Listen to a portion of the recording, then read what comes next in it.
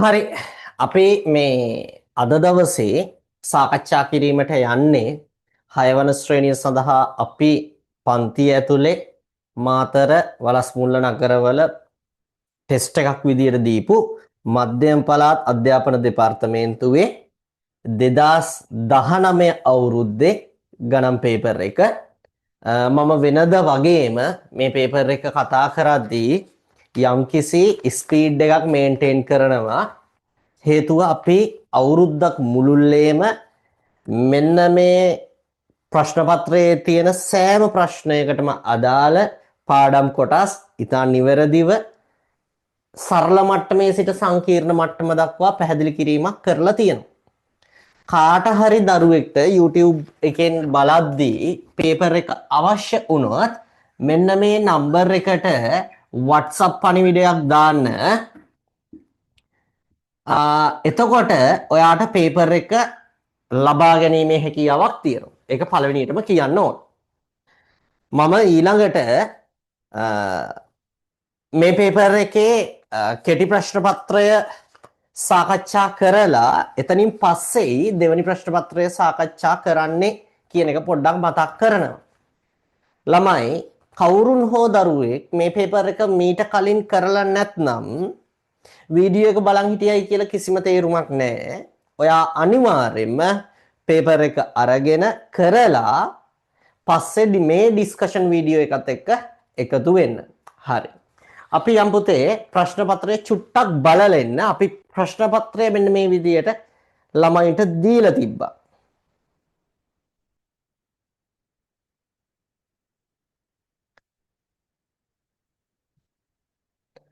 මේ තියෙන ආඩදී ප්‍රශ්න පත්‍රය ඉතා ක්‍රමානුකූලව නිර්වුල්ව පිළිවෙලට ප්‍රශ්න පත්‍රය දුන්නා. සරලයි. ඒ සරල ප්‍රශ්න ටික මං හිතනවා බහුතරයක් දරුවන්ගේ නිවැරදි ඇති චූටි අතපසු වීම පමණක් ඇති කියලා හිතනවා. හොඳ ප්‍රශ්න පත්‍රයක්. දැන් අපි ප්‍රශ්න පත්‍ර බොහෝ ප්‍රමාණයක් සාකච්ඡා කරලා තියෙනවා. එතකොට ඔයාට හොඳ ලකුණකට වාර විභාගෙදී යන්න පුළුවන් වෙන්න කියලා මම ප්‍රාර්ථනා කරනවා. මාකින් ස්කීම් එක පවා තියෙනවා මේ පේපර් එකේ. අපි මාකින් ස්කීම් එක පන්තිය තුල නම් දුන්නේ නැත. හරි. එහෙනම් මම සාකච්ඡා කරන්න පටන් ගන්නවා පේපර් එක. කෙටි ප්‍රශ්න පත්‍රය මෙන්න මේ විදිහට සාකච්ඡා කරනවා. පළවෙනි ප්‍රශ්නය. මෙන්න මෙහෙමයි අහලා තියෙන්නේ පුතේ. පැන්සල් 6ක මිල රුපියල් 120 නම් පැන්සල් 1ක මිල අහනවා. ඉතා සරල ප්‍රශ්නයක්. පැන්සල් 6ක මිල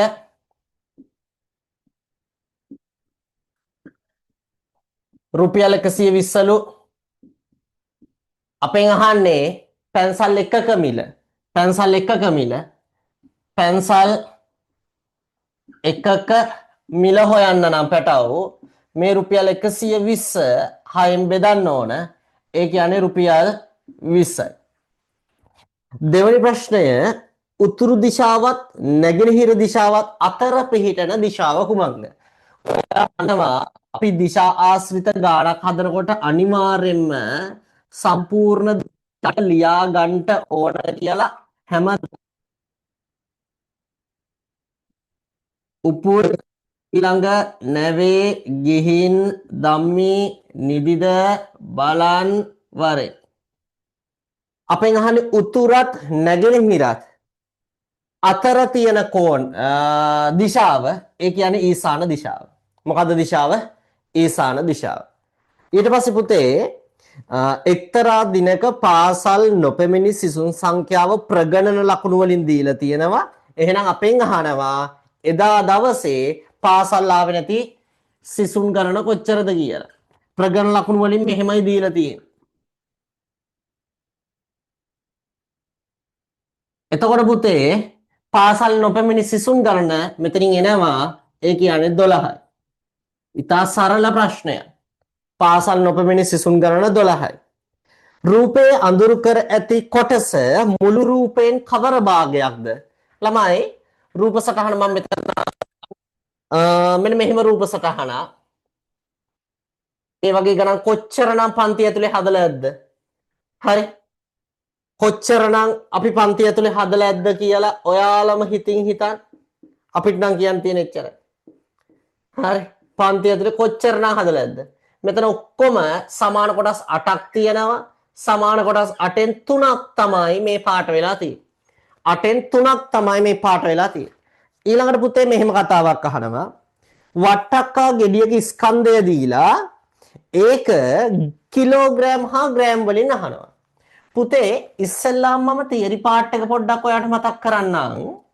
කිලෝග්‍රෑම් එකක් කියන්නේ පුතේ ග්‍රෑම් 1000.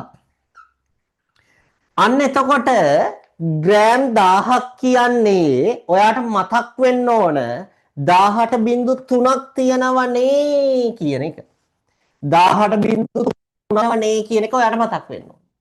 පැටව් එතකොට අපිට දීලා තියෙන්නේ 3054යි ග්‍රෑම්. ඒක පුතේ කිලෝග්‍රෑම් හා ග්‍රෑම් වලින් ලියන්නේ කිව්වොත් අග ඉඳලා ඉලක්කම් 3ක් ගිහිල්ලා ඉරක් ගහන්න. දැන් ඔයාට පටස් ගාලා කියන්න පුළුවන් මොකද්ද? 3යි කිලෝග්‍රෑම් 0.54යි ග්‍රෑම්. අන්න පුතේ වැඩේ. ඊළඟට පුතේ අපි 6 වෙනි ගානට ගියොත් 6 වෙනි ගානේ මෙන්න මෙහෙම ප්‍රශ්නයක් තමයි අහන්නේ. මොකක්ද අහන්නේ? සංඛ්‍යා රටාවක් දීලා තියෙනවා. මම මෙන්න මෙහෙම ඔයාලට පැහැදිලි කරන්නම්. සංඛ්‍යා රටාව ඇවිල්ලා තියෙන්නේ මෙහෙම නෙවිද? එක්වරක් 1 1යි, දෙවරක් 2 4යි, තුන්වරක් 3 9යි, ඊළඟ හතරවරක් 4 16යි. අපෙන් අහන්නේ ඊළඟ පද දෙක. එහෙනම් පස්වරක් 5 25යි, හයවරක් 6 36යි. අන්න පුතේ ඊළඟ පද දෙක මෙන්න මේ පිළිවෙලට අපි හෙව්වා. ඔයා හොඳට මතක තියාගන්න ගානක් හදනකොට ක්‍රමානුකූලව තේරුම් ගන්න. මේ මොන සංඛ්‍යා රටාවද? මේ තියෙන්නේ පුතේ සමචතුරස්‍ර සංඛ්‍යා. නැත්තම් වර්ග සංඛ්‍යා කියලා හඳුන්වනවා. මේ තියෙන්නේ මොන සංඛ්‍යාවද? සමචතුරස්‍ර සංඛ්‍යා නැත්තම් වර්ග සංඛ්‍යා කියලා හඳුන්වනවා. මම ඒක පොඩ්ඩක් ලියන්න. මේ තියෙන්නේ සමචතුරස්‍ර සංඛ්‍යා. සමචතුරස්‍ර සංඛ්‍යා නැත්තම් වර්ග සංඛ්‍යා. වර්ග සංඛ්‍යා. ඔන්න ඔය කාරණා ටික ඔයාලගේ ඔළුවේ හොඳින් තැම්පත් වෙලා තියෙන්න ඕන. ඕවා අහනවා පුතේ විභාගෙට. ඊළඟට 7 වෙනි ප්‍රශ්නේ හදන්න නම් මට බෝඩ් එකේ ඉඩ මදි. ඒත් මම මෙතන ගේමක් ගහන්න හිතනවා. පුතේ 7 වෙනි ප්‍රශ්නේ මෙහෙමයි. මේක කොටස් දෙකකට බෙදන්නලුනේ. මේක තියෙන්නේ මොනවයි? එක පැත්තක තියෙනවා හොඳට බලා ගන්න. තල රූප. හරිද? කවුරු හරි ළමයෙක් ලියනවා නම් ගොඩක් හොඳයි. සරල රේඛීය තල රූප. මෙතන තියෙනවා සරල රේඛීය තල රූප. සරල රේඛීය තල රූප. මේ පැත්තේ තියෙනවා ඝන වස්තු. ඝන වස්තු. පැටව සරල රේඛීය තල රූප ටික යටට පිළිවෙලට ලියමු. ඝන වස්තු ටික යටට පිළිවෙලට ලියමු. මොනවයි? ත්‍රිකෝණය. ඊළඟට පුතේ මොකද්ද තියෙන්නේ? වෘත්තය. සරල රේඛීය කියලා කියන්න බෑ එතකොට ළමයි. තල රූප කිව්වනම් හරි. ඇයි වෘත්තය කියලා කියන්නේ සරල රේඛීය නෙවෙයිනේ. තල රූප කියන වචනේම තමයි එන්න ඕන. හොඳේ. සමා වෙන්න.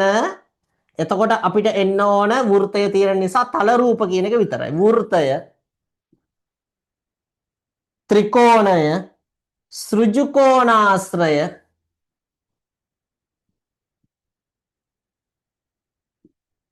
ඊට පස්සේ සමචතුරස්‍රය.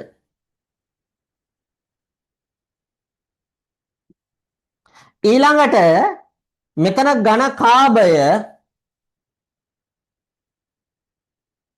ඊළඟට චතුස්තලය, ඊළඟට ඝනකය. හරි. කවුරු හරි ළමයි සරල රේඛීය තල රූප කියලා ලිව්වනම් වැරදි. හේතුව වෘත්තය තියෙන නිසා.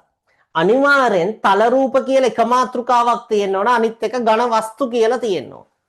සරල රේඛීය තල රූප කියන්න බැරි ඇයි? මෙතන වෘත්තය තියෙනවා. වෘත්තයට තියෙන්නේ වක්‍ර රේඛීය ගමන් මාර්ගයක්. වක්‍ර රේඛීය ගමන් මාර්ගයක් තියෙන්නේ. ඒක නිසා වෘත්තය තියෙන නිසා අපිට සරල රේඛීය තල රූප කියන වචනය භාවිතා කරන්න බෑ. මම පුතේ ප්‍රශ්න 7ක් සාකච්ඡා කරා. වැරදි අඩුපාඩු තියෙනවා නම් හදාගන්න. ඊළඟ ප්‍රශ්න ටිකට මම තා විනාඩියක් ඇතුළත එනවා.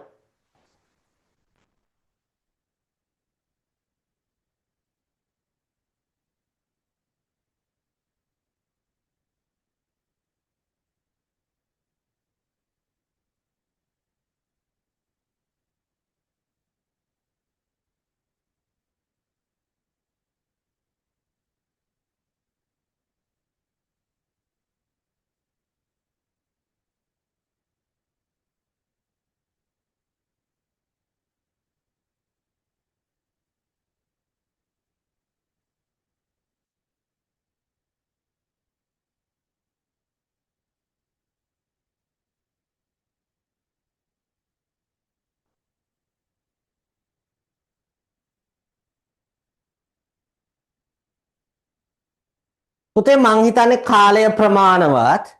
හරිද? ඔයාලට කාට හරි මෙන්න මේ ප්‍රශ්න වලට පිළිතුරු මම බෝඩ් එක ශනිකව මකලා තිබ්බොතින් ඔයාලගේ වීඩියෝ එක තියෙනවනේ. ඒ වීඩියෝ එක ප්ලේ වෙන එක නවත්තලා ඒ කොටස නැවත බලලා ආයිසරයක් වීඩියෝ එක ප්ලේ කරගන්න. ඒක තේරුම් ගන්න ඕන ඔයා. හරි. හරි. ඊට පස්සේ මම 8 වෙනි ප්‍රශ්නේ දැන් යනවා.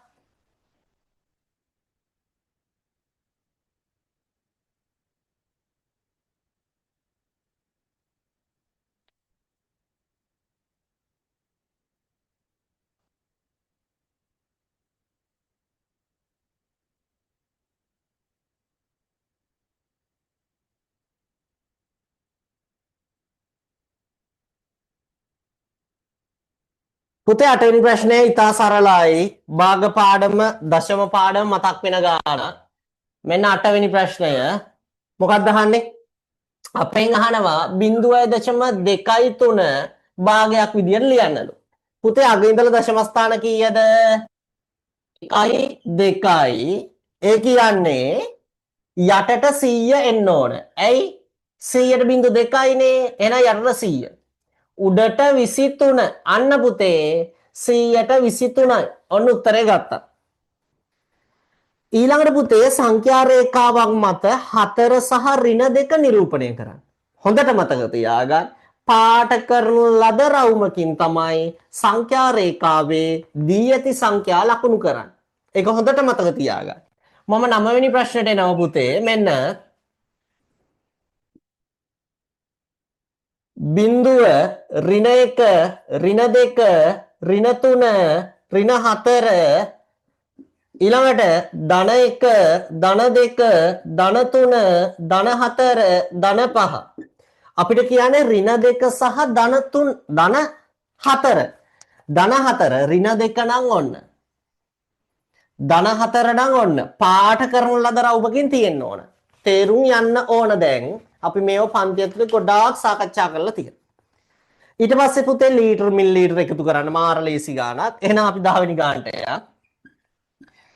Litre millilitre. හරි. 420යි 3යි 680යි. එකතු කරමු පුතේ. බිඳුවයි 10න් බිඳුව 1යි 11න් 1 1යි 6යි. මේක මාර ලේසි. පෘථුවියේ සිට සිකුරු ග්‍රහයාට ඇති දුර බුදු අම්මෝ 4යි 1යි 1යි 2යි බිඳු 4යි කිලෝමීටර්. මේ සම්මත ආකාරයට ලියා එහි සංඛ්‍යා නාමයද ලියන්න. පට්ට ලේසි. 11 වෙනි ගාන. හොඳට බලා ගන්න. ඉස්සෙල්ලා ගාන ලියා ගමු. 4යි 1යි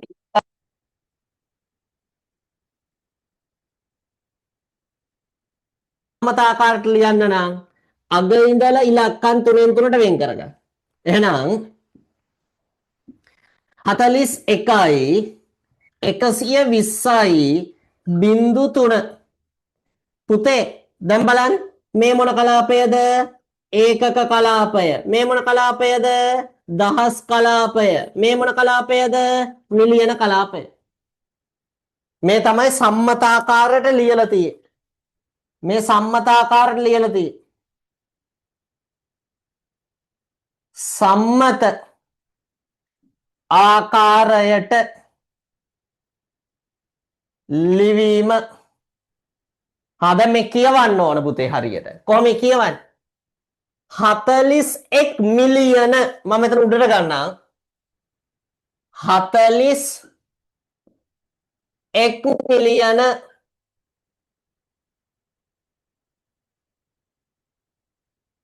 120,000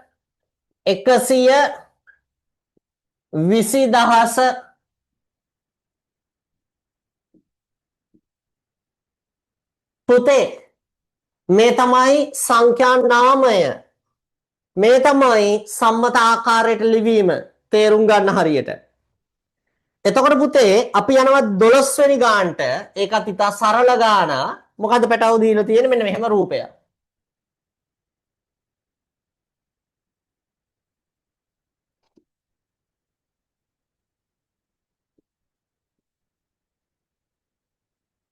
ඒ කියන්නේ මහා කෝණය. B කියලා කියන්නේ පරාවර්ත කෝණය.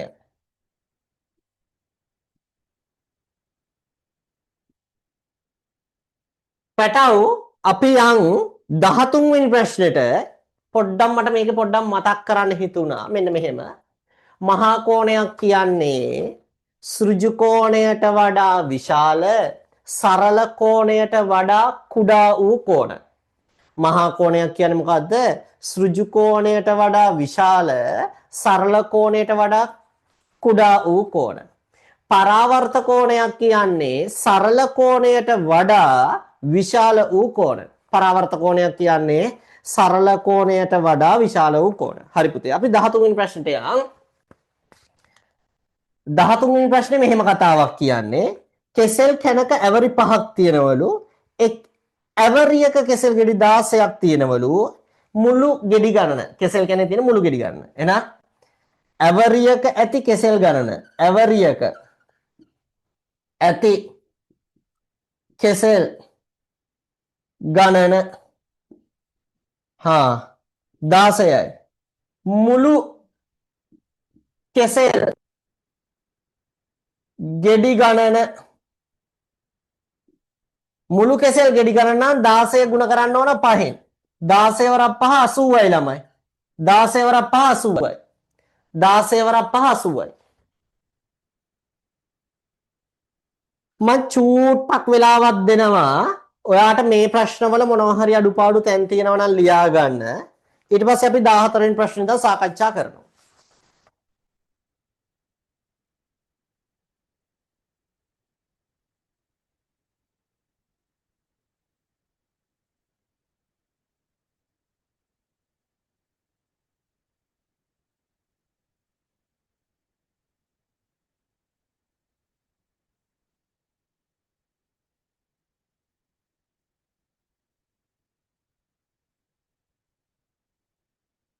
චූටි වෙලාවක් දීලා තියෙන්නේ.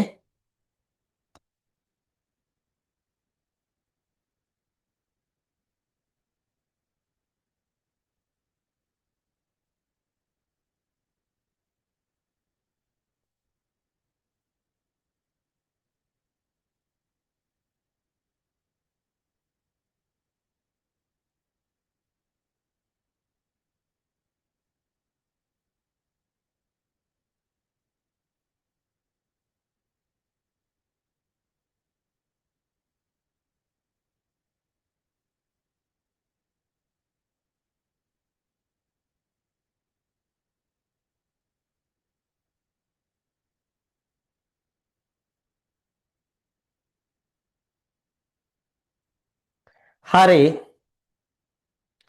ඊළඟට මම යනවා 14 වෙනි ප්‍රශ්නෙට. හරි. 14 වෙනි ප්‍රශ්නෙට. දැන් ළමයි ඔයාලා මේ ඉගෙන ගන්නවයි කියලා කියන්නේ ළමයි මහා ලොකුවට මේ පොත් පුරවගෙන එහෙම නෙවෙයි. බලන්න මම බෝඩ් එකේ වුණත් කරන පිළිවෙල. ඒ පිළිවෙලයි ඔයාගෙනුත් ලබන්න ඕන. හරි එහෙම නැත්නම් මහා ලුකුවට මේ ඔහේ ලියාගෙන පොත්වලයි කොල කෑලි වලයි එහෙම නෙමෙයි හරියට පිළිවෙල කරන වැඩේ කරන්න. කරන වැඩේ පිළිවෙලට කරන්න. ඊට වඩා දෙයක් නැහැ. හොඳයි. ඊළඟට පාසලක් ආරම්භ වන වේලාව හා අවසාන වන වේලාව පහත ඔරලෝසුවේ දැක්වේ. එම වේලාවන් පැය 24 ඔරලෝසුවෙන් දක්වන්නලු. හරි. ඉතින් ළමයි මේකේ පළවෙනියටම දීලා තියෙන්නේ බලන්න. පළවෙනියට මේක දීලා තියෙන්නේ සාමාන්‍යයෙන් පාසලක් ආරම්භ වන වේලාව ආරම්භක වේලාව අපි කවුරුත් දන්නවා. හරි ආරම්භක වේලාව පෙරවරු අපිට දීලා තියෙන්නේ එක 7:30. හැබැයි සම්මත ආකාරයෙන් ලියන්න ඕන. එහෙනම් 0.7යි 32යි 30. සම්මත ආකාරයෙන් ලියන්නේ කියන නිසා ওই විදිහට තියෙනවා. හැබැයි ඕක විතරක් නෙවෙයි පුතේ අහන්නේ. අවසන් වන වේලාවත් අහනවා. අවසන් වන වේලාව අවසන් වන වේලාව නම් පස්වරු 1:30 පස්වරු 1:30 සම්මත ආකාරයට ලියන්නේ 13:32යි 30 මම පොඩි වැඩක් අහනවා සම්මත ආකාරයට ලියද්දී පැය කොටස ඉලක්කම් කීයකින් තියෙන්න ඕනද? 2කින්. මිනිත්තු කොටස ඉලක්කම් කීයකින් තියෙන්න ඕනද? 2කින්. තප්පර කොටස ඉලක්කම් කීයකින් තියෙන්න ඕනද? 2කින්. ඒක ඔළුවේ තියාගන්න. පැය මිනිත්තු තත්පර වෙන් කිරීමට දෙතිත භාවිතා කරන්න ඕන. තේරුණානේ? හරි. ඊළඟට අපි යනවා 15 වෙනි ප්‍රශ්නෙට. මොකද්ද ළමයි 15 වෙනි ප්‍රශ්නය? ඉතා සරල ප්‍රශ්නයක්ද? ඔව් දශම සංඛ්‍යා එකතු කිරීම. ළමයි දශම සංඛ්‍යා එකතු කරනකොට මම ඔන්න කොට රූල් පොතක් ඇඳ ගන්නම්. නැත්නම් ඉතින් ඔහෙලා එක එක කියයිනේ. ඒක නිසා.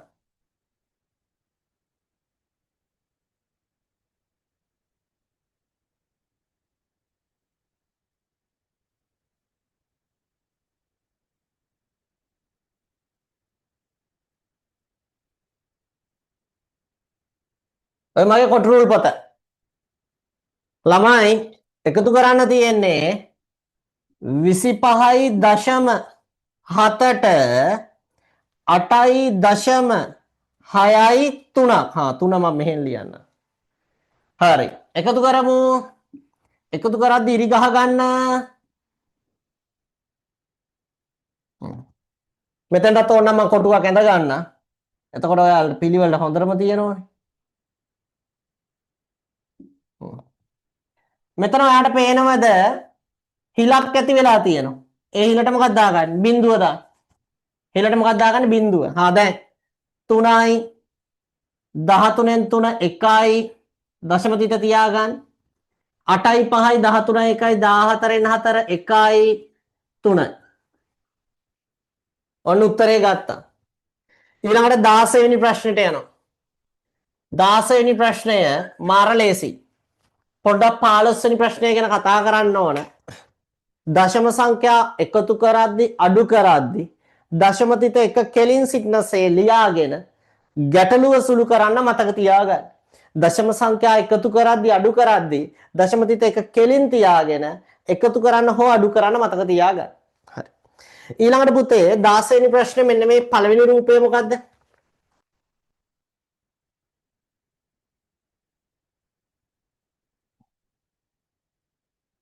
මේ තියෙන පුතේ සමචතුරස්‍රය.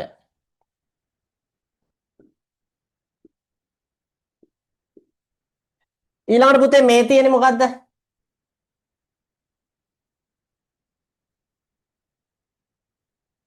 මේ තියෙන්නේ සමචතුරස්‍රේ චුට්ටක් පයින් එකක් ගහලා වගේ රූපයක්. ඒ කියන්නේ රොම්බසය.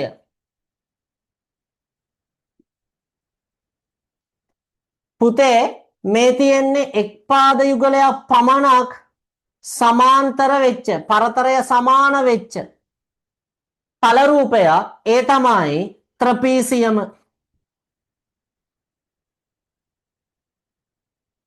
ඊළඟට පුතේ මේ තියෙන්නේ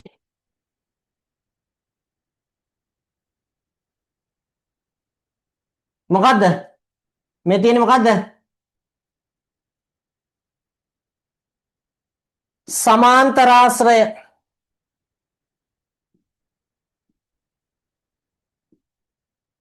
පොඩ්ඩක් මතක් කරන්නම්. සමචතුරස්‍රයට පයින් එකක් ගහලා තමයි රොම්බසය හැදෙන්නේ. ඍජුකෝණාශ්‍රයට පයින් එකක් ගහලා තමයි සමාන්තරාශ්‍රය හැදෙන්නේ. නැවත වතාවක් සමචතුරස්‍රයට පයින් එකක් ගහලා රොම්බසය හැදෙනවා. ඍජුකෝණාශ්‍රයට පයින් ගහලා සමාන්තරාශ්‍රය හැදෙනවා.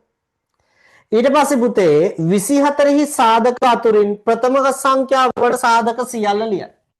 දැන් බලන්න. පුතේ මම මෙතෙන්ට එන්නද? මේ වගේ තැනක හදන්න 17.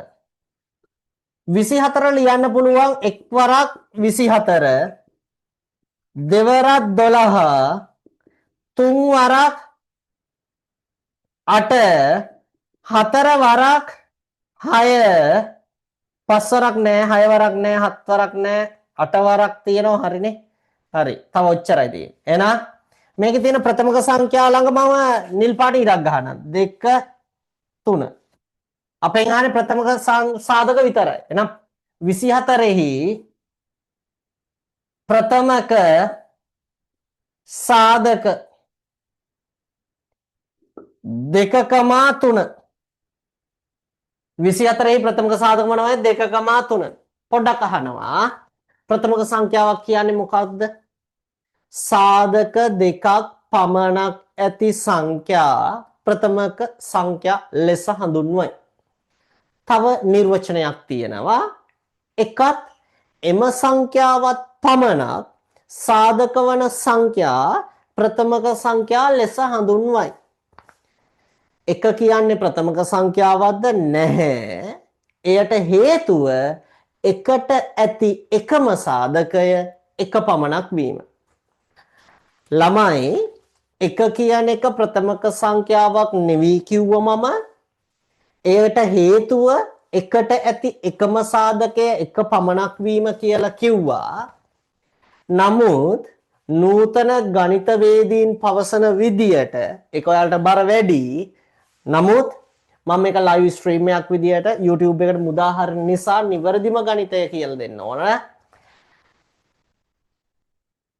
මේ නූතන ගණිතවේදියෝ පවසනවා ප්‍රථමක සංඛ්‍යාවක් අපි ඩිෆයින් කරන්නේ, කතා කරන්නේ දෙකේ සිට පවතින ඉලක්කම් සඳහා කියලා.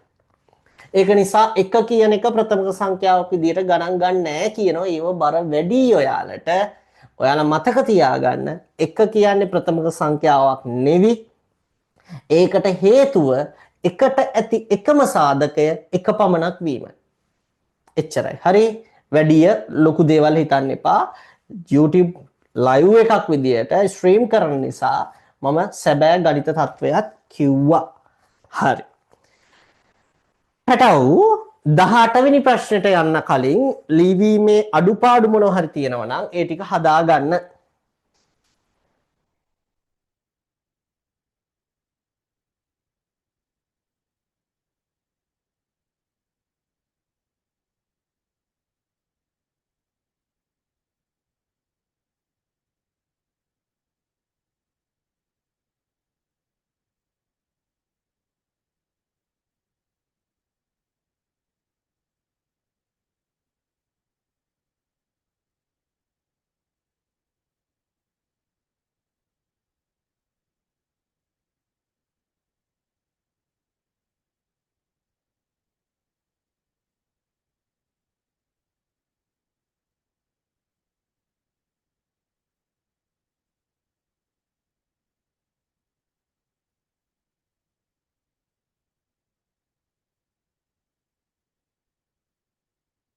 මං හිතන්නේ ඇති කාලය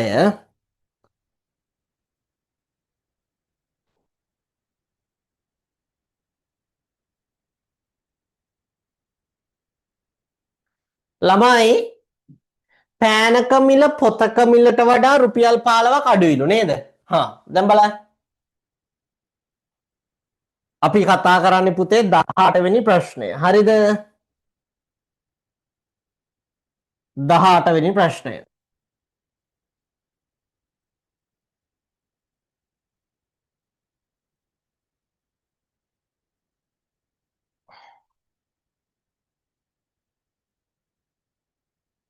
පොතක මිල වගේ 15ක් අඩුයිලු පෑනක මිල. එහෙනම් අපි ওই නෝට් එක දාගමු.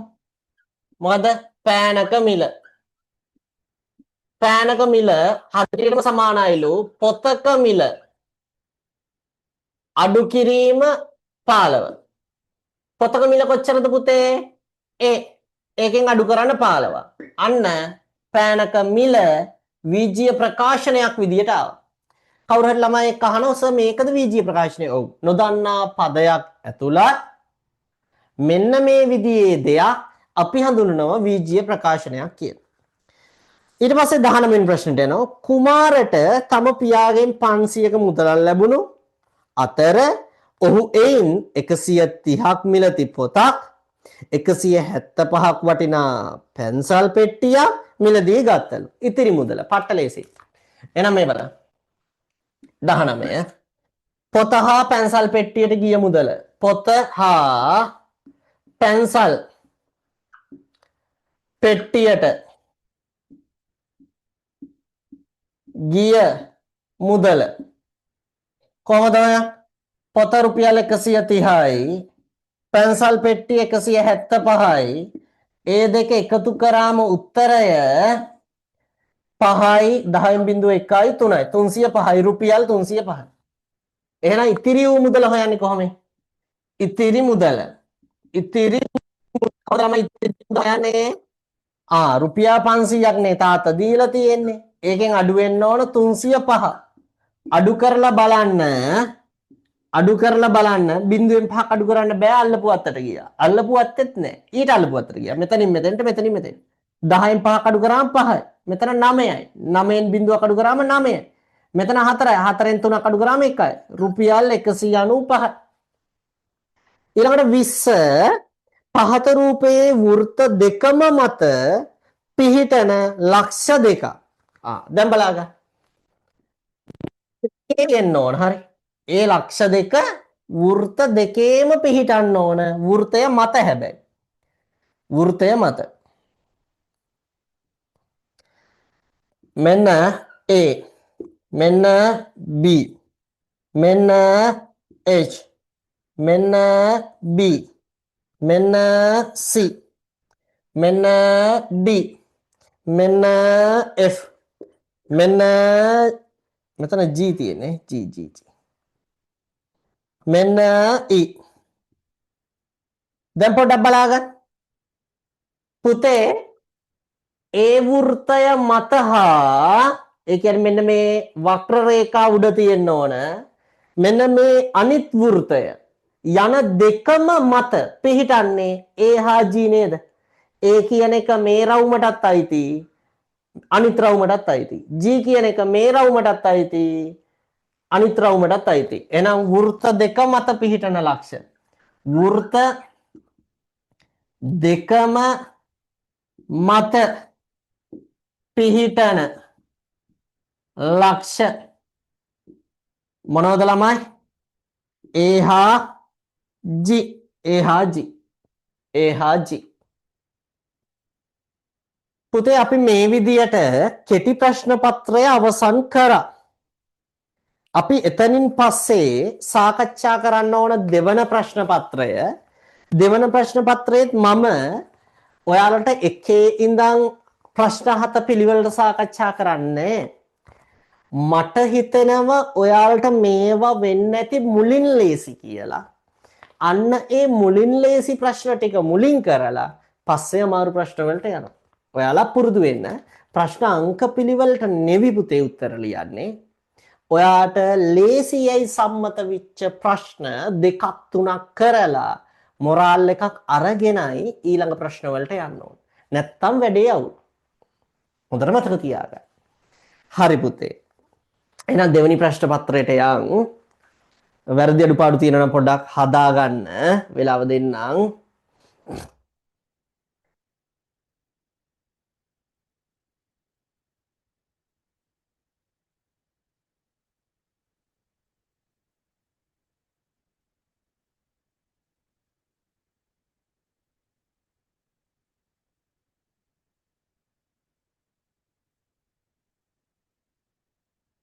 හරි. අපි යනවා පුතේ පළවෙනියටම මෙන්න මේ ප්‍රශ්නෙට. බලන්න ඔයාලට ලේසි ප්‍රශ්නයක්ද ඊය? ඔන්න ඔය 7 වෙනි ප්‍රශ්නය තමයි මම මුලින් සාකච්ඡා කරන්න හිතුවේ.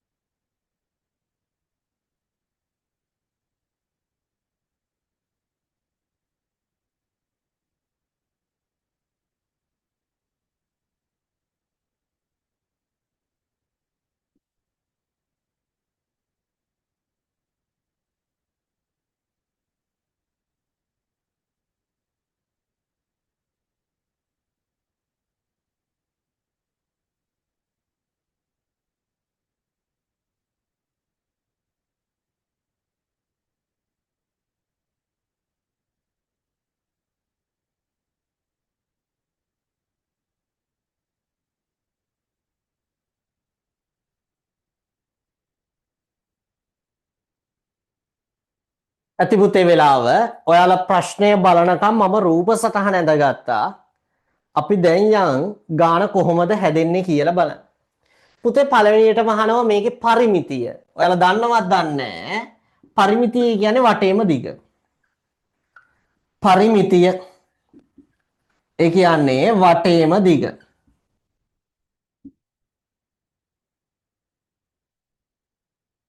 මිලිමීටර කියලා ලියන්න ඕන. එතකොට 3යි මිලිමීටර 0.2යි. මෙන්න මේ දිග ලියාගත්තා. මේක 7යි 2 එක බිඳුවක් දාගත්තත් ඇති මිලිමීටර වලට 1යිනේ ඕන.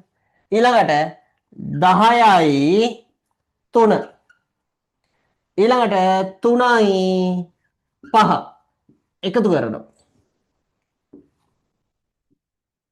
මේ ටික එකතු කරාම 0යි 1යි 10යි 11යි 14න් 4 2යි උත්තර එනවා පරිමිතිය 24යි සෙන්ටිමීටර් 0යි මිලිමීටර කියලා. පැටව ඊළඟට අහනවා මේ කම්බියම ඒ කියන්නේ මෙන්න මේ රූපය තියෙන මේ රූපය හැදිලා තියෙන්නේ කම්බි කෑලි 4කින්නේ. ඒ මුළු කම්බි කෑල්ල අරගෙන චුට්ටක්වත් අපතේ නොයන පරිදි සෘජු කෝණාශ්‍රයක් හදනවලු. ඒ සෘජු කෝණාශ්‍රයේ දිග දීලා අපි රූප සටහනේ පොඩ්ඩක් දාගමු. සෘජු කෝණාශ්‍රයේ දිග දීලා හොඳයි.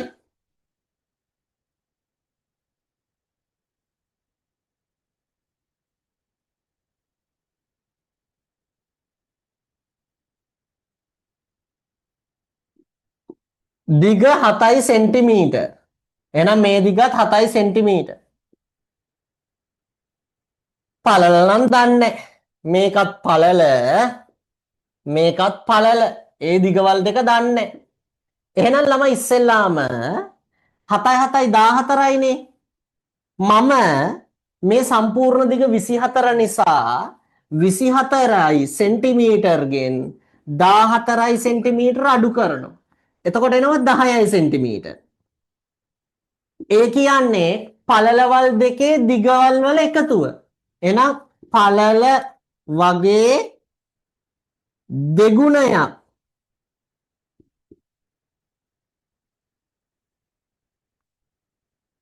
දැන් බලන්න අපිට ඕන මේකෙන් එක පළලයිනේ අපේ ගන්නේ පළලනේ. මේක පළල වගේ දෙගුණයක්. එහෙනම් 10 බෙදනවා දෙකෙන්. 10යි සෙන්ටිමීටර් දෙකෙන් බෙදුනම 5යි සෙන්ටිමීටර් නේද? එතකොට මේ උත්තරේ එන්නේ. ඔව්. එහෙනම් අපිට ලියන්න පුළුවන් පළල 5යි සෙන්ටිමීටර්. පළල 5යි සෙන්ටිමීටර්.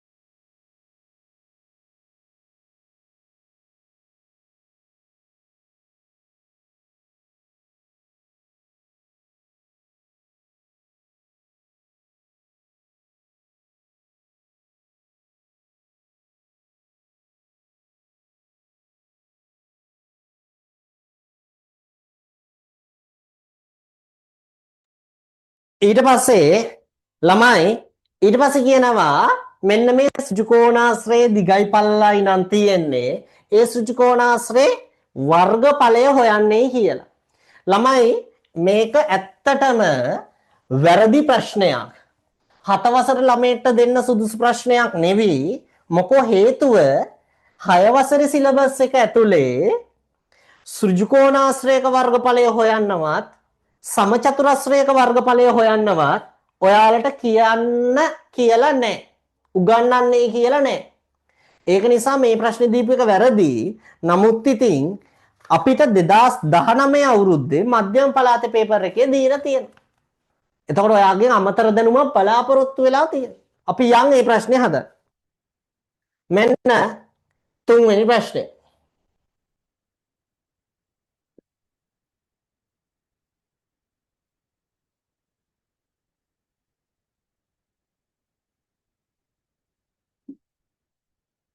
දිග 7 සෙන්ටිමීටර් පළල 5 සෙන්ටිමීටර්. දැන් අපි ඒව ගත්තනේ. ළමයි සෘජුකෝණාශ්‍රයක වර්ගඵලය හොයන්නේ මේ සූත්‍රයට අනුව. හරි. සෘජුකෝණාශ්‍රයක වර්ගඵලය හොයන්නේ මේ සූත්‍රයට අනුව. මොන සූත්‍රයට අනුවද? සෘජුකෝණාශ්‍රයක වර්ගඵලය.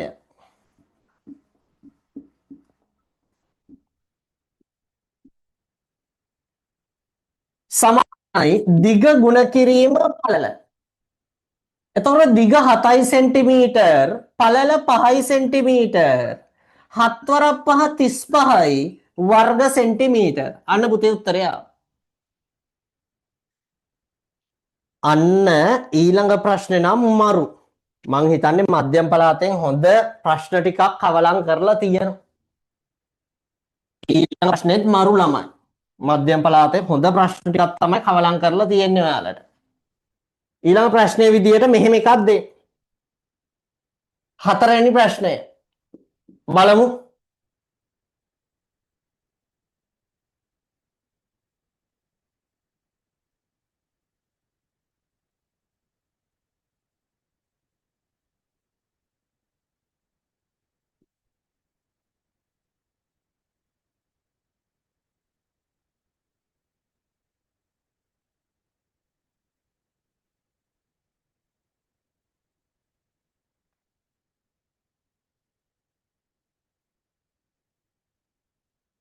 අපිට මෙන්න මේ අඳුරු කරපු කොටසේ මම නම් අඳුරු කරන්න යන්නේ නැහැ. මගේ පෑනේ තින්ත ටික අපරාධ වෙනවනේ. ඒක නිසා ඩොට් ටිකක් තියන්න.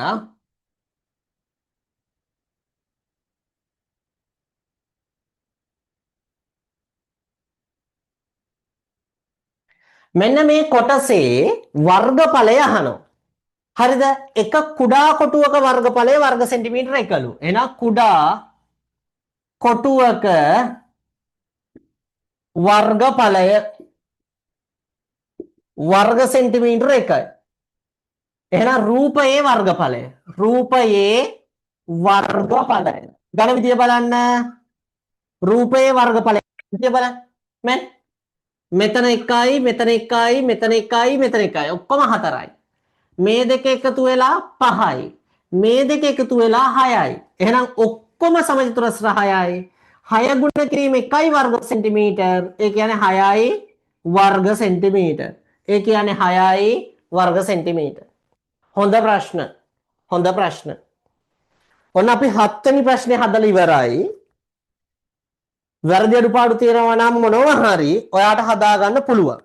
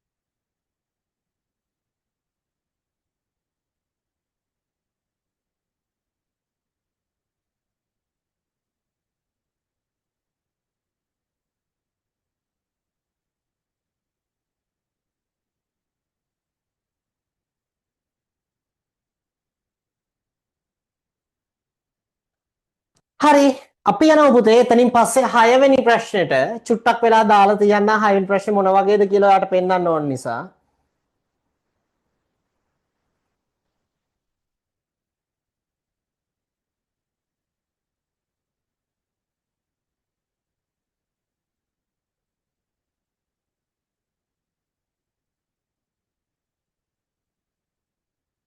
ඔන්න බලා ගන්න 6 වෙනි ප්‍රශ්නේ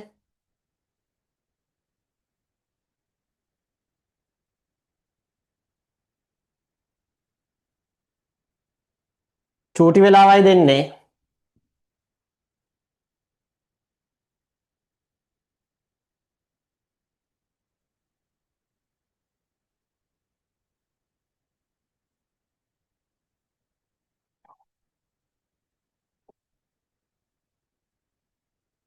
ඇති ළමයි වෙලාව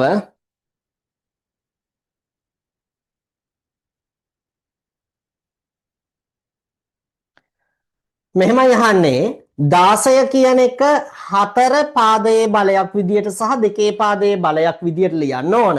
ඒවට අදාළ හිස් කොටු පුරවන්න තමයි තියෙන්නේ. මාර්ලේසි ගාන 6 වෙනි ගාන බලා ගන්න.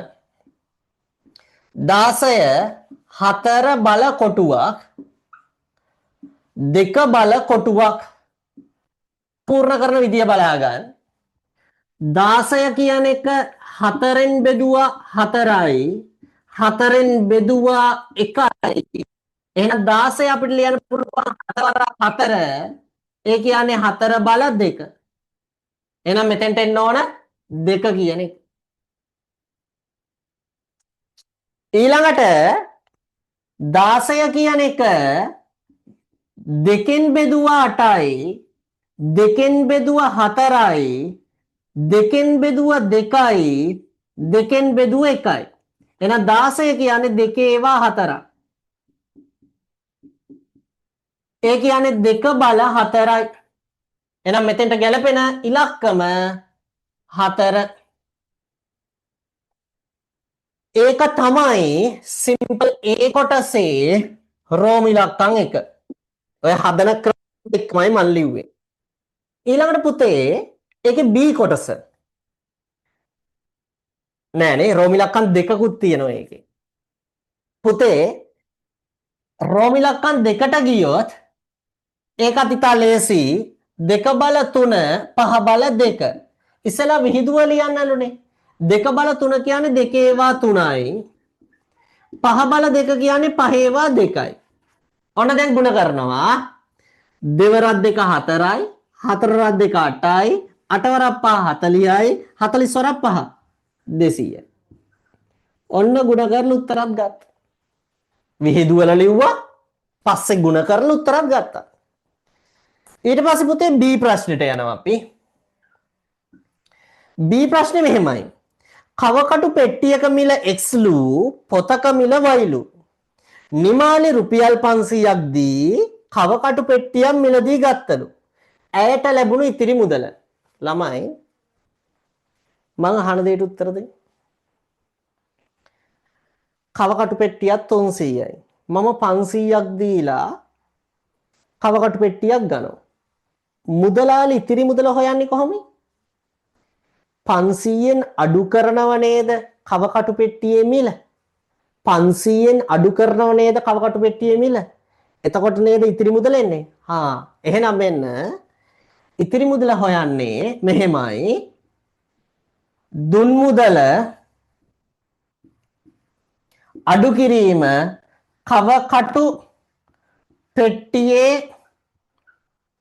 මිල දුන් මුදල 500යි කවකටු පෙට්ටියේ මිල X එහෙනම් මුදලාලි ඉතුරු මුදල විදියට 500 ඍණ X කියන මුදලක් දෙනවා 500 ඍණ X කියන මුදලක් දෙනවා ඊළඟට මෙහෙම කතාවක් කියනවා X කියන්නේ 355 නම් ඉහත එකෙහි ලබාගත් ප්‍රකාශයේ අගය මාර්ලේසීනේ මේ බලා ගන්න x කියන්නේ කොච්චරද 355ලු එහෙනම් x වෙනුවට 355 දාන්න එතකොට උත්තරේ එනවා කීයද රුපියල් 145යි. 145 බුදිය තේරුම් නැද්ද? එහෙනම් මෙන්න 500ෙන් අඩු කරන්න 355ක් අඩු කරාම එන්නනේ 145 බලන්න ඕන නම් බොරුද කියලා. ඒක ඇත්ත කතාවක්. ඊළඟට කියනවා මෙහෙම සයුරු පොතක් මිලදී ගත් විට ඇයට රුපියල් 10ක් ඉතිරිය ලැබුණලු. ඇය මිලදී ගත් නෑ ඇය ළඟ තිබූ මුදල වීජීය ප්‍රකාශනයකින් ලිය. දැන් බලන්න. තුන්වෙනි ප්‍රශ්නයත් මරු. මම මෙතන හදන්නේ සයුරි ළඟ තිබූ මුදල. සයුරි ළඟ ඇති නැත්නම් තිබූ මුදල.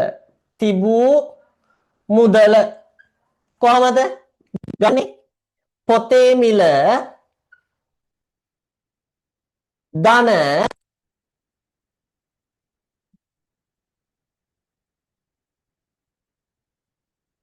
තියුණු මුදලයි දෙකම එකතු කරාම සයුරි ළඟ තිබ්බ මුදල එනවා.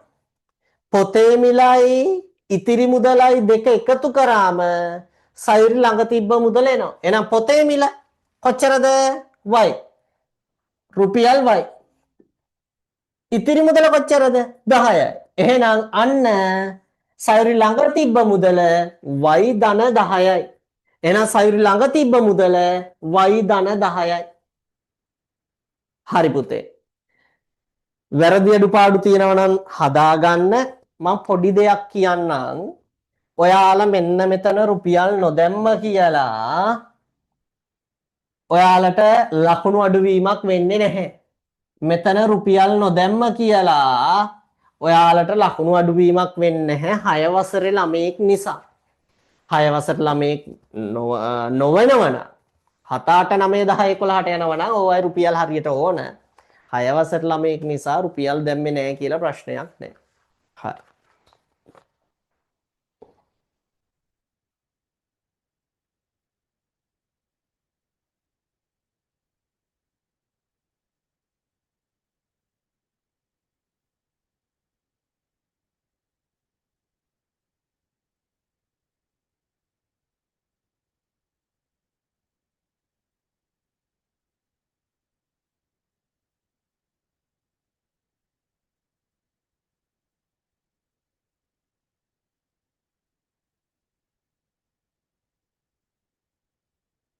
ලියා ගන්න තමයි වෙලාව දීලා තියෙන්නේ.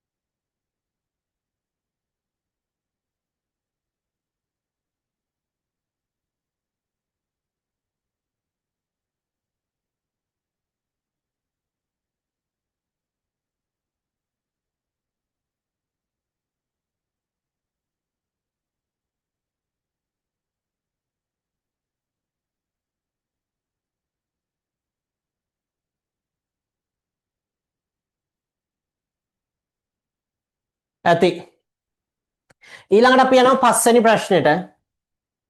පස්වෙනි ප්‍රශ්නය.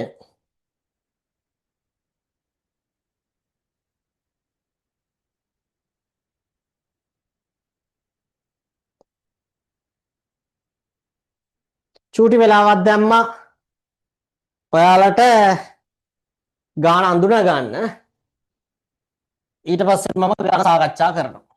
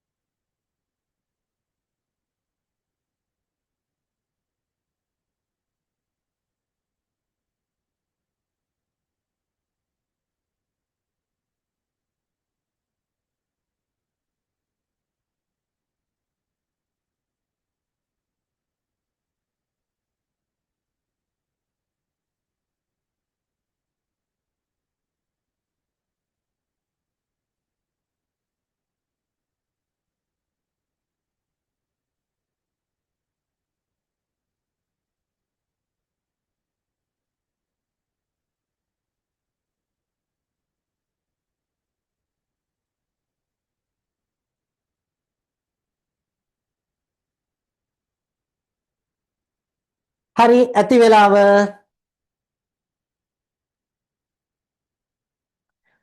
මම උපසටහන නම් ඇඳගත්තා. ඔහු නිවසේ සිට පාසලට යෑමේදී බීහිදී හැරෙන දිශාව. එහෙනම් බීහිදී දිශා ටික දාගන්න වෙනවා.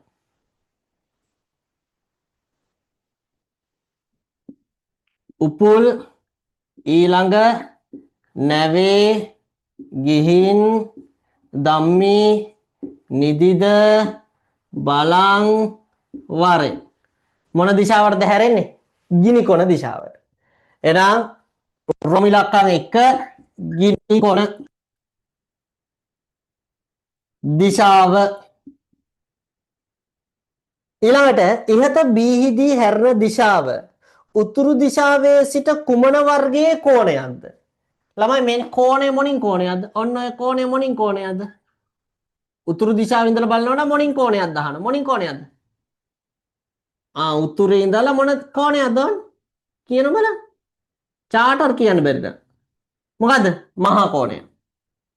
දෙවෙනි එක මහා කෝණය.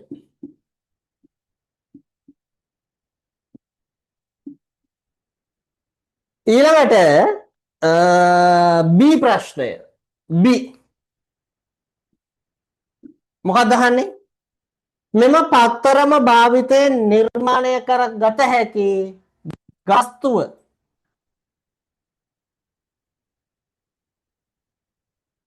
මොකද්ද? සවිදි චතුස්තලය. සවිදි චතුස්තලය. සවිදි කියන වචනේ ඕනෙමයි. සවිදි කියන වචනේ ඕනමයි. එහි මුහුණත් දාර ශීර්ෂ ගණන පට්ටලේසි ළමයි. මුහුණත්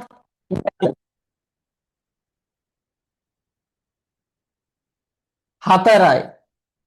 දාර ගණන 6යි. ශීර්ෂ ගණන 4යි. ඊළඟට එහි එක් මුහුණතක හැඩය ත්‍රිකෝණය කියලා ලිව්වොත් වැරදි. ත්‍රිකෝණය කියලා ලිව්වොත් වැරදි. සමපාද ත්‍රිකෝණය විය යුතුමයි. හරි. ත්‍රිකෝණය කියලා ලිව්වොත් වැරදි. සමපාද ත්‍රිකෝණය. සමපාද ත්‍රිකෝණය විය යුතුමයි. සමපාද ත්‍රිකෝණය විය යුතුමයි. ඔන්න මං කිව්වා. ඔන්න සම්පාද ත්‍රිකෝණය. ඒ පස්වෙනි ප්‍රශ්නෙට උත්තර ගත්තේ. ඉක්මන් කරන්න.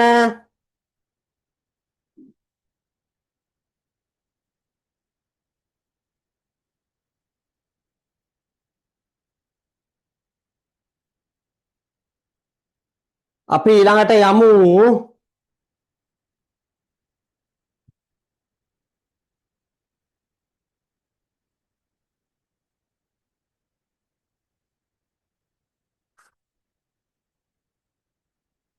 පළවෙනි ප්‍රශ්නේ හදලා ඉන්න හිතනවා ළමයි මට. ඔතෙන්ට නම් වැරදි අඩුපාඩු තියෙනවා නම් හදාගන්න.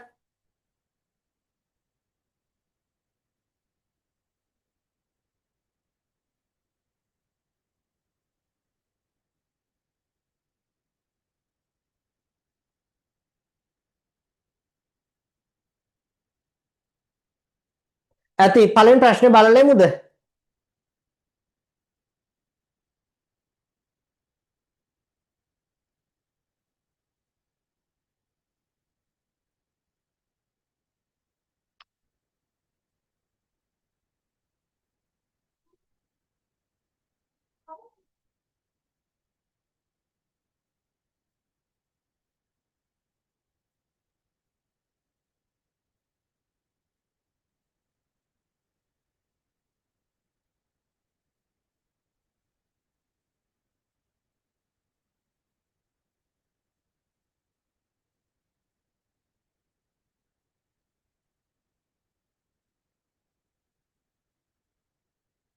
හරි අපි පළවෙනි ප්‍රශ්නේ සාකච්ඡා කරමුද? හරි පළවෙනි ප්‍රශ්නේ ගමු. ළමයි ඒක මාර ලේසි. පළවෙනි ප්‍රශ්නේ මෙහෙම අහන්නේ 14329 තුනේ ඉලක්කම් මගින් නිරූපණය වන අගය කීයද කියලා අහනවා. තුනේ ඉලක්කම් මගින් නිරූපණය වන අගය. පටන් ගන්න ගාන හදනවා මං පළවෙනි ගාන හදන්නේ. පළවෙනි ගාන ඒකේ රෝම ඉලක්කම් 1 14329 මේ තියෙන එක ස්ථානය නම් එක මතක තියෙන්න ඕන. මේ තියෙන්නේ 10 ස්ථානය එහෙනම් මතක් වෙන්න ඕන 10. මේ තියෙන්නේ 100 ස්ථානය එහෙනම් මතක් වෙන්න ඕන 100.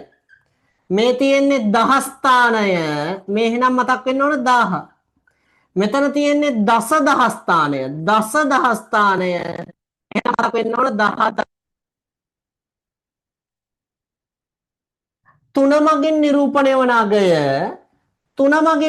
වන අගය හොයන්න නම් පට්ටලේසි 300ෙන් ගුණ කරන්න ඕන. එහෙනම් 3 මගින් නිරූපණය වන අගය කොතරද? 300ෙන් ගුණ කරා 300යි.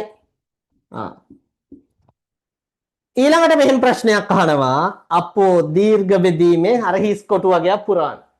ළමයි ඔය ගාන මහලු කොට හිතන්න එපා. හැයියා. මෙන්න මම හදන විදිය බලනවා. හරි. මම හදන විදිය බලන්න. ඔකට එතකොට මේක පට්ට ලේසි. 9 8 7 2 කොටු ලස්සනට ඉදි ගහන්න කොටු රුල් පොතේ පාර පිළිවෙත කරන්න බලන්නේ 16. 98ට 16 වා 6ක් තියෙනවා. 6 වරක් 16. 6 වරක් 36යි 3යි. 96. ඉතුරුයි 2. 27ට එකක් තියෙනවා 16යි. 11ක් ඉතිරි. 112ට 16 වා මං හිතන්නේ 7ක් වගේ ඇති. බලමු වැරදිද දන්නේ. 7 වරක් 6 42යි 4යි 11යි. බිඳුව. දැන් ඔයාලා මොකද කරන්න ඕන? ඕක ඉස්සෙල්ලා බෙදා ගන්න. බෙදලා කොටු ටික දාගන්න. හරි. කොටු ටික දාගන්න. මෙන්න ඔන්න මම කොටු ටික දාන්න.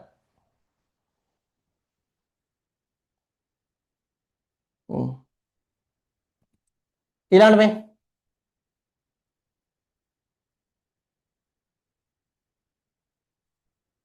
මේ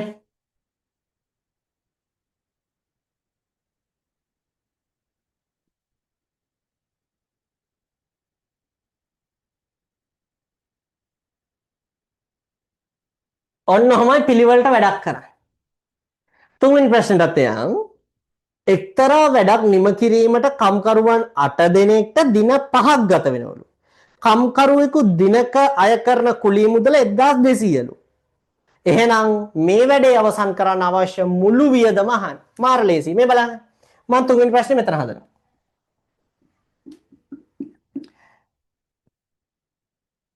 කම්කරුවෙක්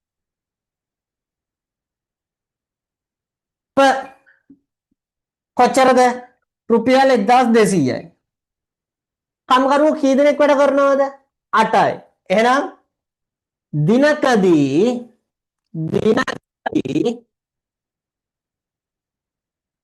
කම්කරුවන් 8ක් සඳහා ලබා දිය යුතු වැටුප එහෙනම් 1200 ගුණ කරන්න ඕන 8. එහෙනම් මෙන්න මම 1200 8ෙන් ගුණ කරනවා. බිඳුවයි 8 වරක් 2 16යි 1යි 9යි 9600. රුපියල් 9600. ඒ වගේ දවස් කීයක් වැඩ කරනවද? 5යි. එහෙනම් දින 5 සඳහා දිය යුතු වැටුප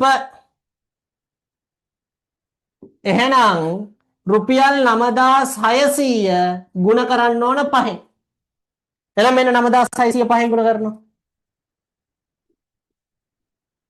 බිඳුවයි 6 වරක් 5 30යි 3යි 45යි 48යි රුපියල් 48000ක් වැටුප් විදියට ගෙවන්න ඕන.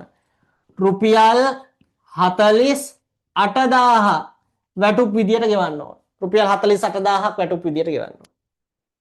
අන්න පුතේ පළවෙනි ප්‍රශ්නයත් අපි අවසන් කරා. වැරදි අඩුපාඩු තියෙනවා නම් හදාගන්න.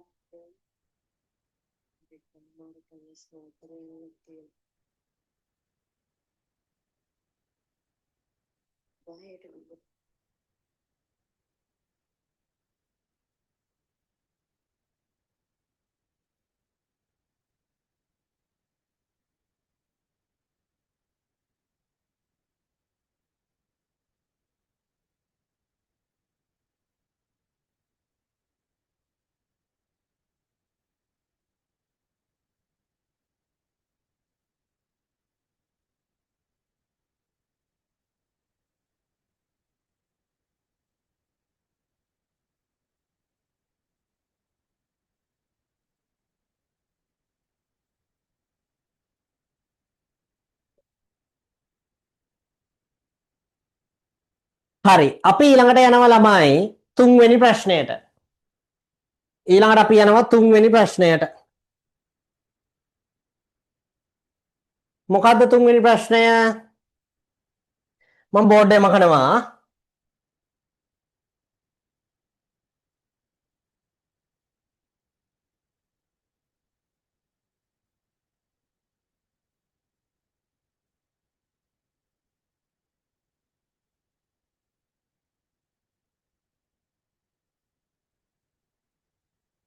පළතුරු සලාදයක් සෑදීම සඳහා කෙසෙල් කිලෝ 3ක්, අඹ කිලෝ 1 ග්‍රෑම් 500ක්, පැපොල් කිලෝ 2ක්, අන්නාසි කිලෝ 1 ග්‍රෑම් 200ක් යොදා ගන්නවලු. පළවෙනි ප්‍රශ්නය පළතුරු සලාදය සෑදීම සඳහා යොදාගත් පළතුරු වල මුළු ස්කන්ධය සොයන්න. 3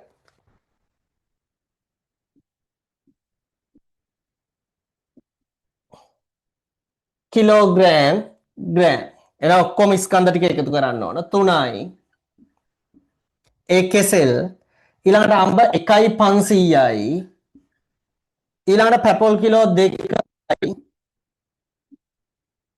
අන්නාසි කිලෝ 1 ග්‍රෑම් 200යි.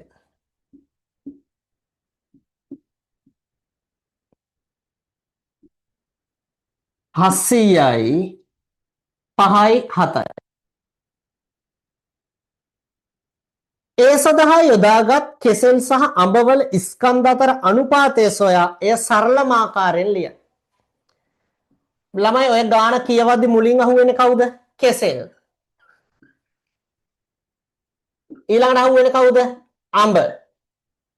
එතකොට කෙසෙල් කිලෝ 3යි. අඹ කොච්චරද? කිලෝ 1 ග්‍රෑම් 500යි. එහෙනම් මෙන්න කිලෝ 3ක් කියන්නේ 3000යි ග්‍රෑම්.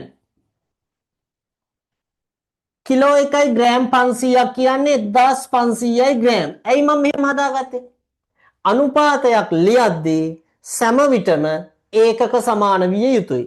දැන් ඒකක ඕනේ ළමයි 3000 කියන එක බෙදනවා කීයද? 1500. 1500 කියන එකත් බෙදනවා 1500. උඩ බිඳුවට යට බිඳුව, උඩ බිඳුවට යට බිඳුව, උඩ බිඳුවට යට බිඳුව, උඩ බිඳුවට යට බිඳුව. 15 15න් බෙදුනම 1යි, 30 15න් බෙදුනම 2යි, අනුපාතය 2:1යි. ඊළඟට මෙහෙම අහනවා පළතුරු සලාදය සෑදීමේදී අපතේ ගිය ප්‍රමාණය ග්‍රෑම් 500ක් නම් සලාදේ ඉතිරි ස්කන්ධය පළතුරු ටික කොහොම මිශ්‍ර කරාම මෙච්චරයි 500යි ග්‍රෑම් ප්‍රමාණයක් විසි කරන්න උනාලු. ඒ කියන්නේ අපත ගියාලු. ඒ කපනකොට මේ වෙනෝනේ. ඒ අන්නාසි පොත්ත, පැපෝල් පොත්ත, ඊට පස්සේ අඹ පොත්ත ඕ විසි කරන්න ඕනේ. එතකොට අපෙන් අහනවා ඉතිරි ස්කන්ධය. මාර ලේසි තුන්වෙනි ප්‍රශ්නය. කිලෝග්‍රෑම් ග්‍රෑම් 7,700න් 500යි ග්‍රෑම් අඩු කරනවා. අඩු කරාම උත්තරේ එනවා 7 කිලෝග්‍රෑම් 200යි ග්‍රෑම්. 7 කිලෝග්‍රෑම් 200යි ග්‍රෑම්. ඊට පස්සේ කියනවා එය 50 දෙනෙකු අතරේ සමසේ බෙදා දෙන ලදී එක් අයෙකුට ලැබුණු ප්‍රමාණය. එහෙනම් 50 බෙදන්න ඕන. පොඩ්ඩක් පුතේ මම ඉස්සෙල්ලම කරන්නේ මෙන්න මෙහෙම ප්‍රශ්නයක්. මොකද්ද? 7 කිලෝග්‍රෑම් 200යි ග්‍රෑම් කියන එක මම ග්‍රෑම් වලට හදා ගන්නවා. එතකොට එනවා 7 කිලෝග්‍රෑම් ධන 200යි ග්‍රෑම්. 7 කිලෝග්‍රෑම් 7,000 ග්‍රෑම් ධන 200යි ග්‍රෑම්. ඒ කියන්නේ 7,200යි ග්‍රෑම්. ඒක බෙදන්න ඕන 50න්. මම මෙන්න මෙතන බෙදනවා. මෙන්න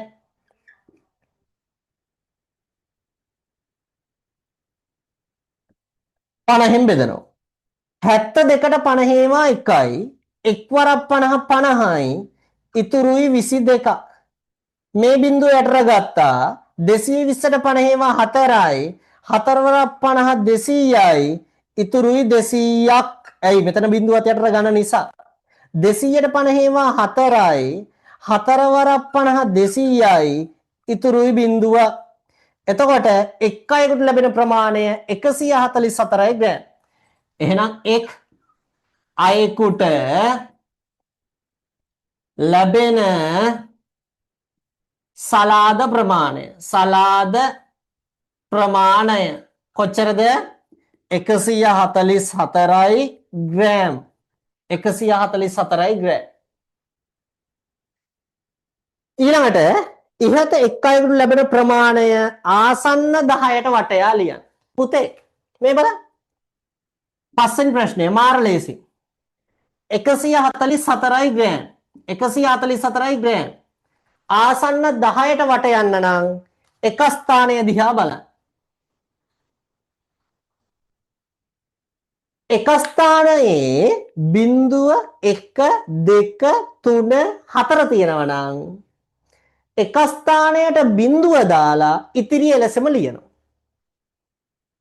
හැබැයි එක ස්ථානයේ 5 6 7 8 9 තියෙනවා නම් එක ස්ථානයට බිංදුව ලියලා ඉතිරියට එකක් එකතු කරලා ලියනවා. එහෙනම් මෙතෙන්දි ගැලපෙන්නේ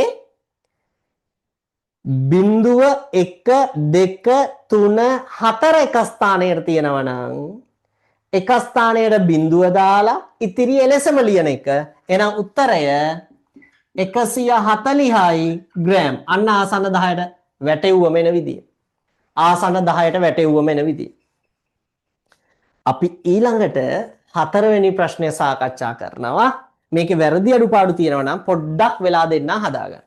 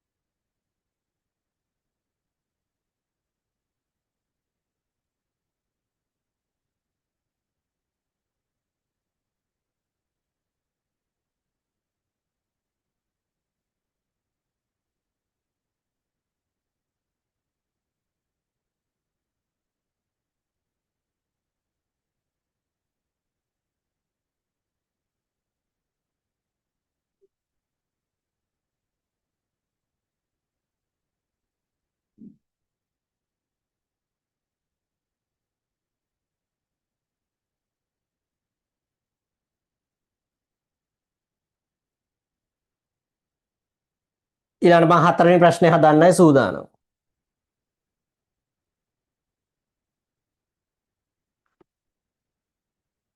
හතර ප්‍රශ්නේ මෙහෙමයි තියෙන්නේ.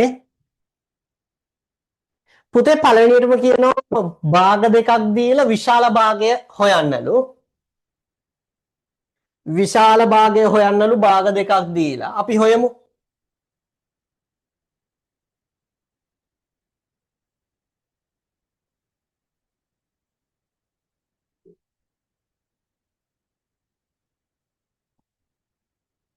මෙන්න පුතේ 4a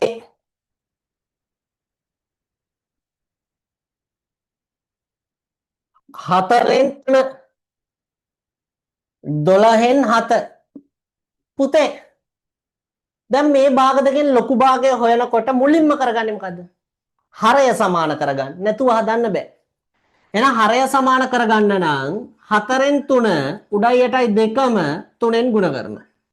එතකොට හරියනවා හරය 12 වෙන විදියට. 12න් 9 මෙතන 12න් 7. දැන් හරය සමානයිනේ. හරය සමාන නම් මොකක්ද දිහාද බලන්න. හරය පැත්තකට දාලා විසික් කරලා ලවය දිහා බලනවා. ලවය ලොකු එක මොකද්ද? ලවය ලොකු එක 9. එහෙනම් ඒ පැත්තට කටාරි. එහෙනම් විශාල භාගය අපෙන් අහන්නේ විශාල භාගය 4න් 3. විශාල භාගය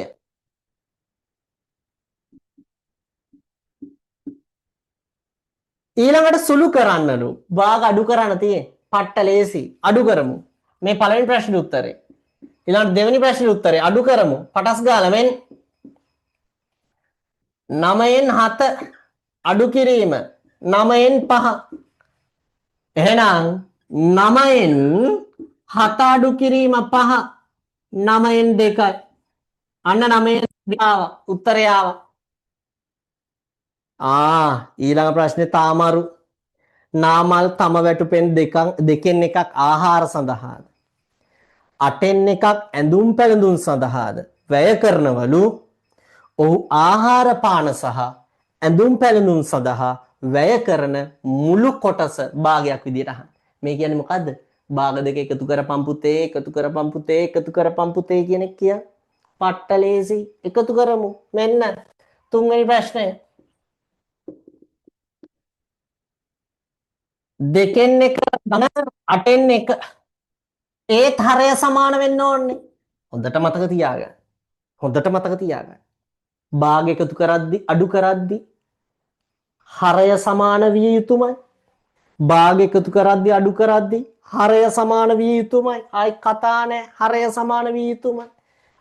එහෙනම් උඩයි යටයි දෙකම 4ෙන් ගුණ කරපු ගමන් හරය සමාන වෙනවා. එහෙනම් 4යි යට 8 8න් 1. එහෙනම් පොදු හරය මොකද්ද? 8 4 ධන 1. එතකොට 5යි යට 8. 8න් 5. 8න් 5. 8න් 5. අම්මෝ B කොටසකුත් තියෙනවනේ ඒකේ. හදමු. හරි. ඒ කොටස හදාගන්නකො බෝඩ් එකම කන්න ඕන නිසා. මම බෝඩ් එකම කන්න එපා. වැරදි අඩුපාඩු තියෙනවා නම් හදාගන්න. හොඳට මතක තියාගන්න.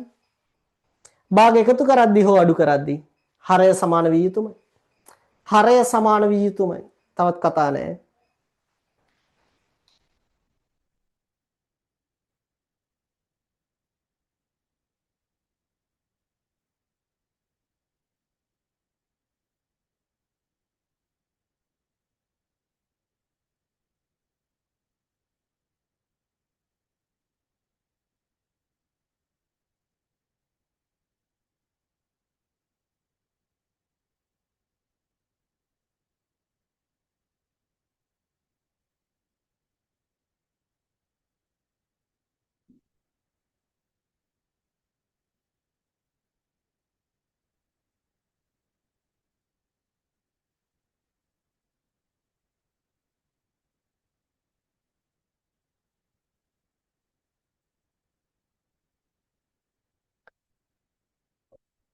හරි. B කොටස හදමු පුතේ.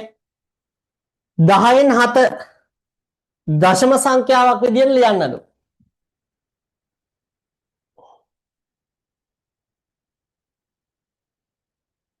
මේ බලාගන්න. B කොටස 1 10න් ළමයි 10න් 7 පට්ටලේසි දශම සංඛ්‍යාවක් කරන්න. 7 කියන එකේ අගනේ බිඳුව එකයිනේ. ඒ බිඳුව එක ඉස්සරහට දාන්න. අර දශම තිත ස්ථාන එකක් අරන් එන්න. ඇයි 10ට බිඳුව එකක් තියෙන නිසා. අවසාන උත්තරය 0.7යි. 7 කියන එකේ දශම තිත පේන්නේ. ඒක නිසා අග තමයි තියෙන්නේ. 10න් බෙදන්න තියෙන්නේ. ඒක නිසා ඉස්සරහට බිඳුව එකක් දාන්න. 10ට බිංදුව එකක් තියෙන නිසා දශම ස්ථාන එකක් ඉස්සරහට අරන් ඉන්නේ. ඒතර උත්තරය 0.7යි. ඒක තේරෙන්නේ නැති දරුවෙක් නම් ඔයා කරන්න ඕන 7 බෙදන්න 10.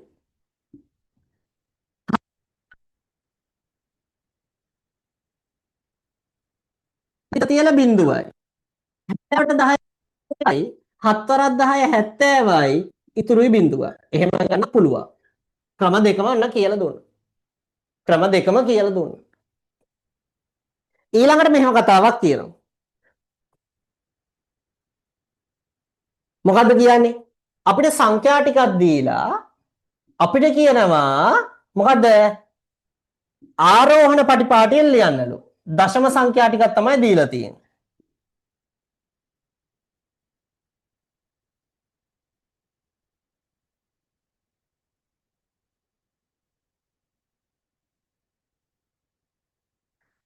ළමයි ආරෝහණ පටිපාටිය කියන්නේ මොකද්ද? කුඩා සංඛ්‍යාවේ සිට විශාල සංඛ්‍යාව දක්වා පෙළ ගැසීම. එහෙනම් ආරෝහණ පටිපාටිය. පුතේ මේකේ තියෙද බලන්න 0.0 ගණන්? ඔව්. එහෙනම් ඒව තමයි කුඩාමය වෙන්න ඕන. මං අහනවා ඔයාගෙන් 0.3ද කුඩා 0.3ද? 0.3ද කුඩා 0.3ද? පුතේ 0.3 කියන්නේ 0.3යි බිඳුව කියන එක. මේ තියෙන 0.3යි 3. මේකෙත් බිඳුව තියෙනවා මේකෙත් බිඳුව තියෙනවා. එහෙනම් ඒ දෙක දැනට සමානයි. මේකෙත් 3 තියෙනවා මේකෙත් 3 තියෙනවා. ඒ දෙක දැනට සමානයි. මේකේ බිඳුව තියෙනවා මේකේ 3 තියෙනවා. එහෙනම් බිඳුව කියන එක පොඩි වෙන්න ඕන 3 තියෙන එක ලොකු වෙන්න ඕන. එහෙනම් කුඩාම එක 0.3 ඊළඟට කුඩාම එක 0.3යි 3. හරි. ඔන්න දෙකක් හොයාගත්තා. ඊළඟට ඉතුරු ටික ගමු. මෙන්න ඉතුරු ටික තියෙන්නේ හොඳට බලා ගන්න. ඉතුරු ටික තියෙන මොනවද? 3.3 3.3 ඊළඟට 3.0.3 හැම එකෙම දශම කාණ්ඩය ඉලක්කම් දෙකක් තියෙනවා. ඒ කියන්නේ 3.3යි බිඳුව 3.3යි 3.0.3 හා දැන් 3 3 3 තුනේම එකයි. ඊළඟට මේ 3 3 බිඳුව අන්න තැන් දෙකක 3 3 තියෙනවා. ඊළඟ එක අහුනේ පොඩි එක බිඳුව. එහෙනම් ඌ තමයි දැන් පොඩිම එක. එහෙනම් ඌ තමයි පොඩිම එක. 3.0.3. හා දැන් ඒකත් අයින් කරා. ඔන්න ඒකත් අයින් කරා. හා ඊළඟ එක මේ බිඳුව 3. ඊළඟට පොඩි එකා මූ වෙන්න ඕන. ඇයි බිඳුවනේ? එහෙනම් ඒ කියන්නේ 3.3. ඊළඟට පොඩි එකා 3.3 වෙන්න ඕන. අන්න පුතේ අවසාන උත්තරය. ඝන විදිය පැහැදිලි කරා. අපි පන්ති ඇතුළේ නම් මේක ගොඩාක් ගණන් හදලා ප්‍රැක්ටිස් කරා. ඔන්න දැන් පුළුවන් විදියට යම් දැනුමක් ලැබෙනසේ මම පැහැදිලි කිරීමක් කරා. හරි. එතනින් පස්සේ අපිට තව එක ප්‍රශ්නයක් ඉතුරුනේ. ඒ තමයි දෙවැනි ප්‍රශ්නය. ඊට පස්සේ අපි දෙවෙනි ප්‍රශ්නට යමු. ඔතෙන්ට නම් වැරදි අඩුපාඩු හදාගන්න.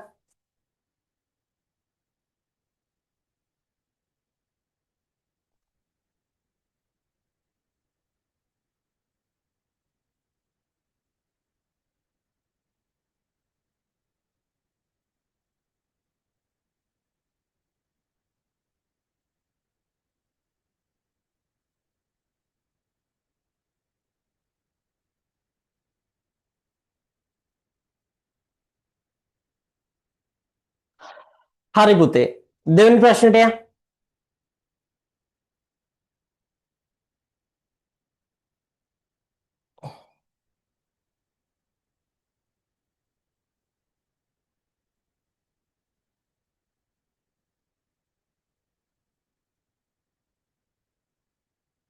පුතේ දෙවෙනි ප්‍රශ්නේ තියෙන චිත්‍ර ප්‍රස්තාරයක් අඳින්න. මෙහෙමයි ප්‍රශ්නේ කියන්නේ.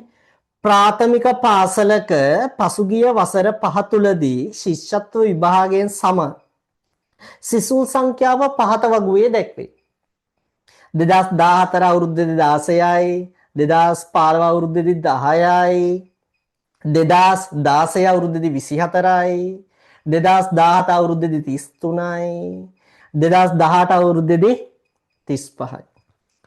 ඊට පස්සේ එක රූපෙකින් 4 දෙනෙක් පෙන්නනවලු. එහෙනම් අපි පොඩ්ඩක් බලමු මෙන්න මේ එක එක අවුරුද්දේදී සිසුන් ගණන සඳහා අවශ්‍ය රවුම් කොහොමද එන්නේ කියලා. එහෙනම් 16 4න් බෙදුනා 4යි ඉතුරු බිඳුව. මේ තියෙන ඉතිරිය. ඊළඟට 10 4න් බෙදුනා 2යි 8යි ඉතිරි 2. ඒ තමයි ඉතිරිය. ඊළඟට 24 4න් බෙදුනා එතකොට උත්තරය 6යි 24යි ඉතිරි බිඳුව. ඒ තමයි ඉතිරිය. ඊළඟට 33 4න් බෙදුනා 8යි 32යි ඉතිරි 1. ඒ තමයි ඉතිරිය. ඊළඟට 35 බෙදුනා උත්තරය 8යි 32යි ඉතුරුයි 3.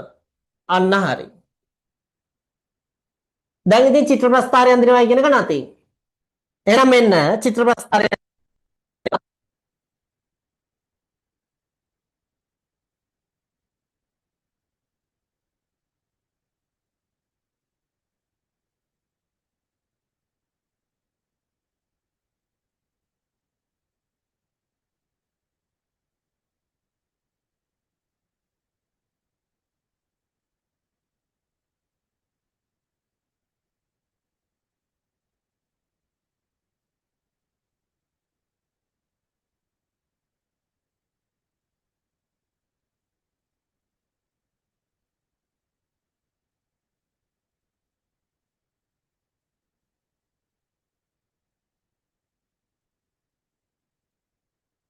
මෙතන වර්ෂය මෙතන සමත් සිසුන් ගණන.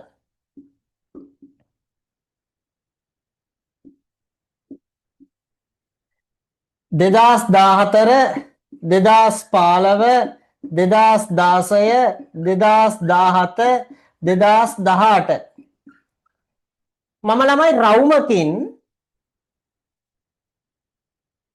4 දෙනෙක් පෙන්වයි. රවුමකින් 4 දෙනෙක් පෙන්නනවා. එහෙනම් සම්පූර්ණ රවුම් 4යි. 1යි 2යි 3යි 4යි. ඊළඟ එකේ සම්පූර්ණ රවුම් 2යි ඉතිරි ළමයි දෙන්න පෙන්වන්න නම් රවුම් 2යි.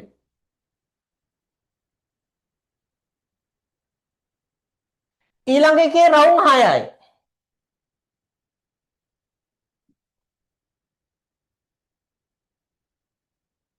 ඊළඟ එකේ රවුම් 8යි එක්කෙනෙක් පෙන්වන්න නම් රවුම් කාලයි. හා 1යි 2යි 3යි 4යි 5යි 6යි 7යි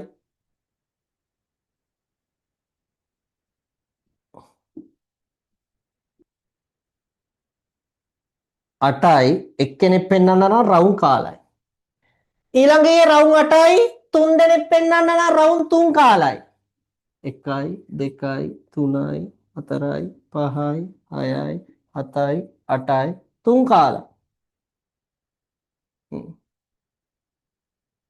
ඔන්න ඔය විදියට චිත්‍ර ප්‍රස්ථාරය ඇඳලා තියෙන්න ඕන. ඊළඟට කියනවා වසර 5 තුලදී මෙම පාසලේ ශිෂ්‍යත්වය සමත් මුළු පිරිස පට්ටලේසි. මම යනවා දෙවෙනි ප්‍රශ්නෙට මෙතන. ඒක එකතු කරන්න තියෙන්නේ. හා මෙන් 16 ධන 10 ධන 24 ධන 33 ධන 35 එකතු කරලා උත්තරේ දාන්න. හා 40යි 50යි 110යි 118යි. ඊට පස්සේ කියන අඩුම සිසුන් පිරිසක් සමත් වූ වර්ෂය. අඩුම සිසුන් පිරිසක් සමත් වූ වර්ෂය මොකද ළමයි ඕකේ? බලන්න 2015 අවුරුද්දේ සිසුන් 10යි. අනිත් හැම වර්ෂයකම සිසුන් 10ට වඩා වැඩි. එන අඩුම සිසුන් පිරිසක් විභාග පාස් වෙලා තියෙන්නේ 2015 වර්ෂයේ. ඊළඟට හතරවෙනි ප්‍රශ්නය. 2015 වර්ෂයට වඩා 2018 වර්ෂයේ සමත් වූ ගණන. 2018 අවුරුද්දේ 35ක් සමත් වෙලා 2005 සමත් වෙලා එහෙනම් 2015 අවුරුද්දට වඩා 2018 අවුරුද්දේ 25 දෙනෙක් සමත් වෙලා අඩු කරලායි ගන්න ඕන. 2018 අවුරුද්දේ 2015 අවුරුද්දට වඩා 25 දෙනෙක් සමත් වෙලා අඩු කරලා තමයි උත්තරේ ගන්න ඕන. පුතේ ඔන්න අපි සාකච්ඡා කරේ 2019 අවුරුද්දේ මධ්‍යම පළාත් අධ්‍යාපන දෙපාර්තමේන්තුවෙන් ඔබට පවත්වපු රජයේ විභාගයක ප්‍රශ්න පත්‍රයක්.